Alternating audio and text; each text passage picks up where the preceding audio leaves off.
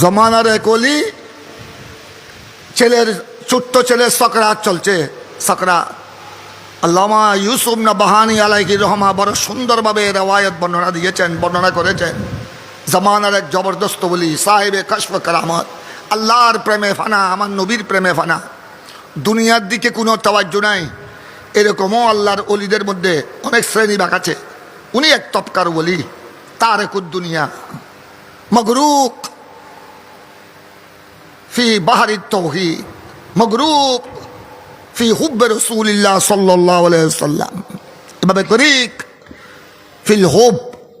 এরকম আল্লাহর প্রেমে ফানা, নবীর প্রেমে ফানা। ছোট্ট ছেলে বাচ্চার সকরাত চলছে, এদিকে ওনার সকরাত চলছে, শুধু নিঃশ্বাসটা আছে।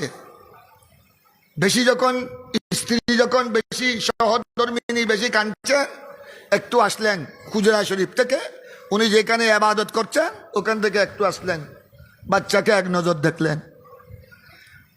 এক নজর দেখে উনি বলছেন, ওই আজরাইল মালাকুল মউত, আরে তুমি চলে যাও, আমার স্ত্রী বেশি কান্নাকাটি করছে। আমি জানি তুমি আমার ছেলের, আমার এ মাসুম বাচ্চার রূহ নেওয়ার জন্য এসেছো।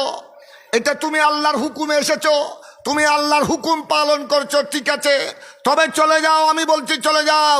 তুমি জানো না হয়তো তুমি আল্লাহর হুকুমে এসেছো। যে আল্লাহ তোমাকে মৃত্যুর হুকুম দিয়ে প্রেরণ করেছেন, ওই আল্লাহ দয়া করে ওই মৃত্যুর হুকুম পরিবর্তন করে দিয়েছে। ফাইনাল আমরা কাতনুসিখা। আল্লাহর ওলিদের তসররুফাত শুধু মানুষের কাছে নয়, শুধু মানুষের অন্তরে নয়, শুধু উনাদের জিন উনাদের বশীভূত হয় তা নয়, মানব দানব তাদের দরবারে বশীভূত হয়ে যায়, তাদের কদমের বিকারী হয়ে যায়, শুধু তা নয়, আজরাইল মালাকুল মউতের উপর পর্যন্ত তাদের ক্ষমতা, মালাকুল মউতের উপর পর্যন্ত তাদের তসররুফাত।